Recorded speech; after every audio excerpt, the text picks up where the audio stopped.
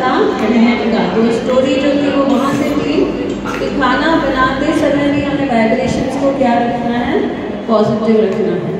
घर के अंदर बाहर की बातें, बाहर का कचरा, बातें भी क्या है, कचरा है ना। आप सुनोगे पूरा दिन सास ने ऐसे किया, उसकी सास ने ऐसे किया, उसके बहू ने ऐसे किया, आपको क्या मिलेगा वो सुन के? कुछ मिलेगा आपको? जो आपको बता रहा है मतलब आपके घर में क्या डाल रहा है, कचरा डाल रहा है। वही कचरे के वाइब्रेशन कहाँ जाएंगे, खाने में जाएंगे। वही खाना घर के लोग खाएंगे और फिर तुम्हारे घर में झगड़ा चालू। और तुम बोलोगे कुछ बात तो थी नहीं घर पे, कचरा तुमने ही तो लाया बाहर से। जब कोई तुम्हें सुना रहा है अपने घर की बातें, उसको बोलो बैटरी चली गई है मेरे फोन की, और फोन को बंद कर दो। इसकी भी गिला पिक्चर मत सुनो। अपने कान भी खराब करना है, अपनी मेमोरी भी खराब करनी है, और अपने घर का माहौल भी खराब करना है। फिर कितना भी तुम पूजा पाठ कर लो, वो नेगेटिव वाइब्रेशंस को तुम निकाल नहीं सकोगे। दिवाली की साफ सफाई करी तो ये सिर्फ घर की सफाई हुई, सिर्फ दीवार, फर्श और सीलिंग चालू हुआ, लेकिन वो नेगेटिव एनर्जी अभी भी वहाँ पर है। नेगेटिव वाइब्रेशंस कैसे जाएंगे? जब घर पर क्या चालू रखोगे, मंत्र चालू रखोगे, आरती चालू रखोगे, पूजा पाठ चालू रखोगे, तब जाएगा। खुद बैठ के नेगेटिव सोचोगे तो वही वाइब्रेशन घर वालों को मिलेंगे, वही वाइब्रेशन खाने में जाएंगे, वही खाना वापस घर के लोग खाएंगे। इसलिए खुद को सोचना भी नहीं है। स्वामी विवेकानंद बोलते थे, सोचने के पहले भी सोचो कि मैं क्या सोच रहा हूँ। स्वामी विवेकानंद क्या बोलते थे कि सोचने के पहले भी सोचो कि मैं क्या सोच रहा हूँ, इससे मुझे फायदा होगा या नुकसान होगा। पहले जमाने के जो ऋषि मुनि थे 1000 बरस जीते थे। क्यों 1000 बरस जीते थे? क्यों 1000 बरस जीते थे ऋषि मुनि? क्योंकि वो किसी का कुछ सुनते नहीं थे। उनका जो शरीर था वो शुद्ध था, विचार जो थे वो शुद्ध थे, वो किसी के लाइफ में इंटरफेयर नहीं करते थे। तुम जाके उसको कुछ बताओ तो टाइम ही नहीं सुनने जाओ, बोलेंगे हमें परमात्मा से मिलना है, हम तुम्हारी बातें क्या बैठ के सुने। गौतम बुद्ध ने क्या किया था? गौतम बुद्ध ने अपना घर छोड़ दिया था, अपनी बीवी बच्चा माता पिता सब छोड़ के कहाँ चले गए थे? जंगल में चले गए थे। एक पेड़ के नीचे जाके बैठे और बोले मुझे कौन चाहिए? भगवान चाहिए। और वाकई उनको कौन मिल गया? भगवान मिल गया। तो इस तरह से हमें हमारे विचार हमेशा पॉजिटिव रखने हैं। इसलिए भजन में क्या कहा है? दाल रोटी चावल में रस बराता रहन का। आप रहन का रस डालो उसमें, भजन गाओ। जब खाना बना रहे हो, खुद नहीं गा सकते हो, यूट्यूब पे चला दो, है ना। भजन चलाते चलाते घर पे खाना बनाना है। दूध में मेरे बाबा ने दुआ का दारू मिला दिया। हमने आने से क्या किया? धन्वंतरी मंत्र पढ़ा। कितनी बार पढ़ा हमने? 108 बार पढ़ा। और मैंने क्या कहा? दवाई लोगे तो ये मंत्र पढ़ के दवाई लेनी है, पानी पियोगे तो ये मंत्र पढ़ के पानी पीना है, दूध पियोगे तो ये मंत्र पढ़ के दूध पीना है, ये अमृत बन जाएगा। जब ये अमृत दानव ने पिया था, देवताओं ने पिया था, तो वो अमर हो गए। तो अगर हमें चाहिए कि हमारे शरीर से बीमारियां निकल जाएं, तो क्या करोगे? दूध जब होगा उसके मंत्र पढ़ के फिर वो दूध पियोगे तो क्या हो जाएगा? दुआ का दारू हो जाएगा। दूध को मेरे बाबा ने दुआ का दारू बना दिया। मुझको मेरे बाबा ने प्रेम का प्याला पिला दिया। मुझको मेरे बाबा ने प्यार का प्याला पिला दिया। दिया वही पिला दिया, दिया वही पिला दिया। मेरे बाबा ने प्याला पिला दिया। मुझको मेरे बाबा ने प्रेम का प्याला पिला दिया। एक दिन मेरे मन में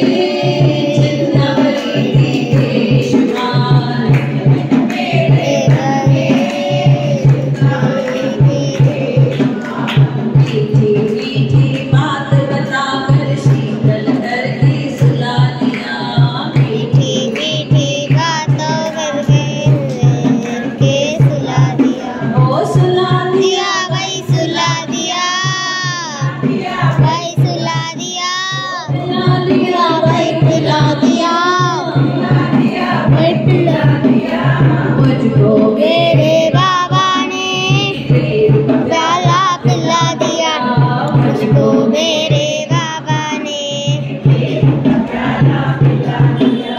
भजन में बोल रहे हैं, एक दिन मेरे मन में चिंता बनी। ऐसा कोई है जिसके पास चिंता नहीं है?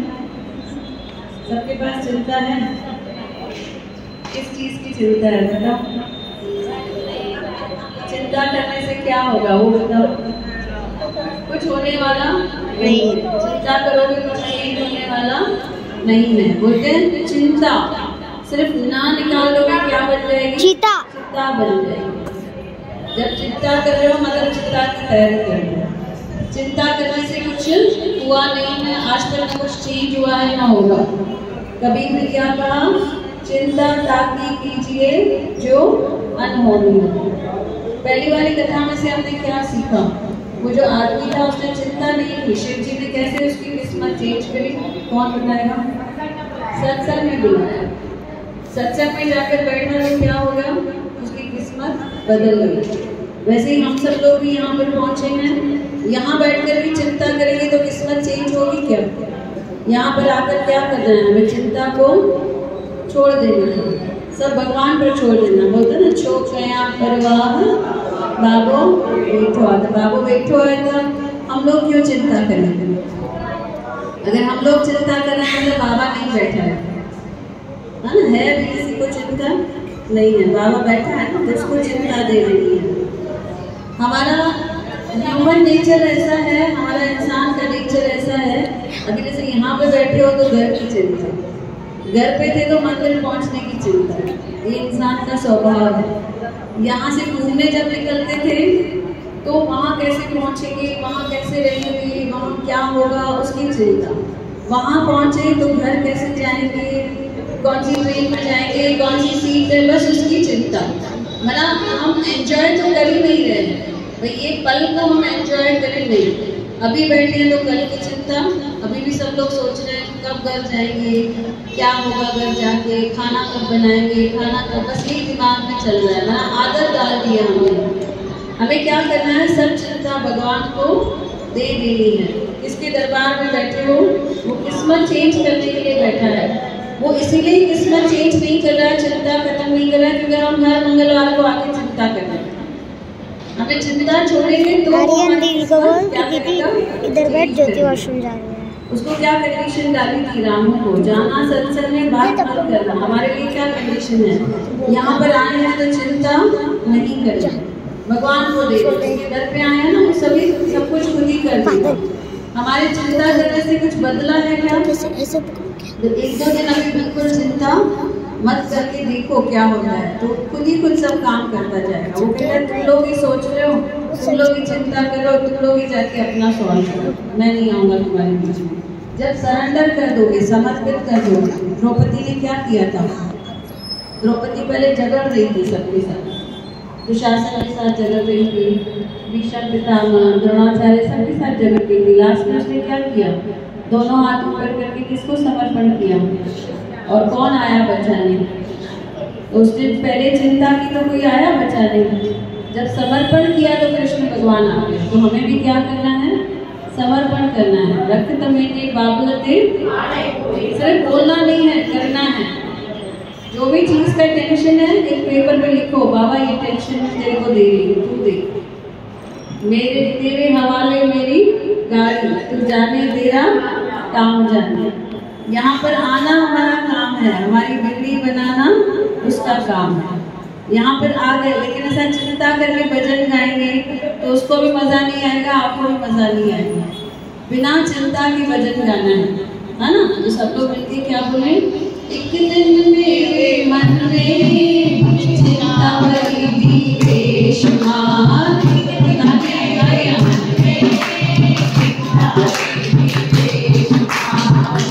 मीठी बात बताकर शीतल करके सुला दिया।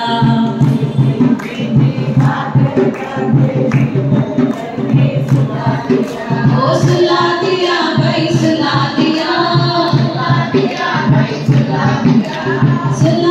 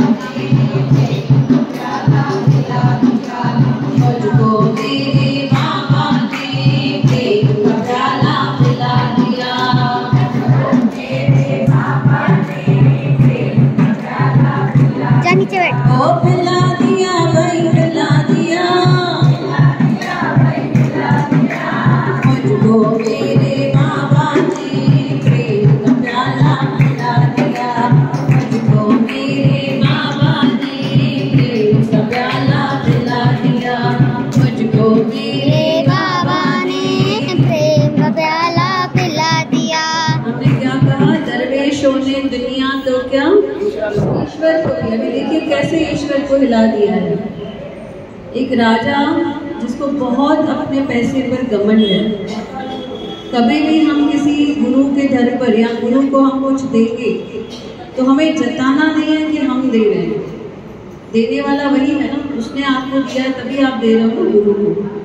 तो राजा को बहुत घमंड है कि मेरे पास इतना पैसा है, मेरे पास इतनी अच्छी अच्छी चीज़ें हैं, मैं ना संत नामदेव को घर पे बुलाऊंगा और मैं उसको ना सबसे बढ़िया पलंग उसको दे दूंगा जिसपे हीरा जवाहरात, जिसपे सोना लगा हुआ हो। राजा ने संत को घर पर बुलाया। किसको बुलाया घर पे? संत नामदेव को। बहुत घमंड है उसको अपने पैसे पर। संत नामदेव को जब बताया कि मैं आपको ये पलंग दे रहा हूँ, मेरे बेटे की पलंग है और इस पर क्या क्या लगा हुआ है, हीरे जवाहरात, है ना। राजा के लिए ये बहुत कुछ था, लेकिन संत के लिए था क्या? बहुत कुछ। संत के लिए ये सब मिट्टी के समान है, भले हीरे लगे हों, भले डायमंड्स लगे हों, भले जवाहरात लगे हों, उसके लिए ये सब मिट्टी के समान है। बेचारा संत नामदेव देखिए क्या बोलते हैं, राजा मेरे को ये पलंग नहीं चाहिए, मैं तो जमीन पर सोता हूँ, ये पलंग तो ही रख। राजा बहुत फोर्स करता है, उसको बहुत घमंड है, पूरे दरबार को दिखा रहा है कि देखो मैं इस संत को इतना बड़ा पलंग दे रहा हूँ। अपने सैनिक भेजता है, जाओ ये पलंग लेके इसके पीछे पीछे जाओ और इसके घर पे रख के आओ। नामदेव संत फिर से मना कर रहे हैं, मुझे मेरे घर में इतनी जगह ही नहीं है तेरा पलंग रखने की, मुझे तेरा पलंग चाहिए ही नहीं। जो सूफी संत हैं वो पूरी कायनात के मालिक हैं, उनको ये छोटी छोटी चीज़ें चाहिए ही नहीं। उन्होंने खुद ये चीज़ें पैदा की हैं, वो क्यों लेंगे आपसे ये सब चीज़ें। राजा को बहुत बोला कि राजा मुझे मत दो, मुझे मत दो, मुझे मत दो, ऐसे बोला, लेकिन राजा ने ज़बरदस्ती उसको दे दिया। अब क्या हुआ, सैनिक लेकर जा रहे हैं और नामदेव बोलता है मैंने आज तक कभी किसी ने कुछ लिया नहीं है, देने वाला वो भगवान बैठा है, मैं इस पलंग का करूँगा क्या, और क्यों ये बेचारे सैनिक मेरे पीछे पीछे इतना भारी पलंग लेकर आ रहे हैं। रास्ते में नदी थी, क्या बोला उन सैनिक को कि इसको ना नदी में डाल दो, इस पलंग को नदी में फेंक दो। सैनिकों ने फेंक दिया। अभी जो कंजूस लोग रहेंगे ना, भले कितने भी अमीर हो, जब किसी को कुछ देंगे ना 10 बार पूछेंगे, अच्छा लगा तेरे को, अच्छा लगा, कैसे था, मैंने गिफ्ट दिया, कैसे लगा, तो 10 बार सबको बताएंगे, देखा मैं ये लेके गई थी, मैं मंदिर में ये लेके गई थी, मैं मंदिर में, क्योंकि कंजूस है, कभी दिल से कुछ दिया नहीं है। राजा ने भी दिल से दिया था क्या? दिया था दिल से? नहीं। वो दिया था राजा ने शो ऑफ करने के लिए कि पब्लिक देखे कि मेरे पास कितना पैसा है। और दे भी किसको रहा है? संत नामदेव को, जो सूफी संत हैं, जिनके लिए इनका कुछ वैल्यू नहीं है। सैनिकों से राजा पूछता है, बताओ उसके घर पे लेके आए, खुश हुआ, उसके घर वाले खुश हुए? सैनिकों ने क्या बोला? राजा उसने तो पलंग लिया ही नहीं, उसने तो उनको क्या बोला, पलंग को कहाँ पर फेंक दो, नदी पर फेंक दो। राजा को बहुत गुस्सा आया, अरे ये तो मेरी इंसल्ट कर रहा है, इतना बड़ा मेरे बेटे का पलंग मैंने इसको दिया, ये तो मेरी तौहीन कर रहा है, रुको अब मैं सन को मजा चखाऊंगा। जिनके पास पैसा है ना, उनको ऐसे लगता है कि ये जो सूफी संत हैं बेचारे, गुरु हैं, दरवेश हैं, भाई हमारे पाँव की जूती है, उनको ऐसे लगता है। जबकि ये लोग पूरी कायनात के, मैं बार बार बोल रही हूँ, ये लोग पूरी कायनात के ऐसे 10 राजा वो लोग बना सकते हैं। तो राजा ने बोला अभी का अभी उसके घर जाओ और उसको बोलो कि मुझे वो पलंग वापस चाहिए। सैनिक गए और संत नामदेव को जाकर क्या बोला कि मुझे वो पलंग वापस चाहिए, मेरा बच्चा सो, जैसे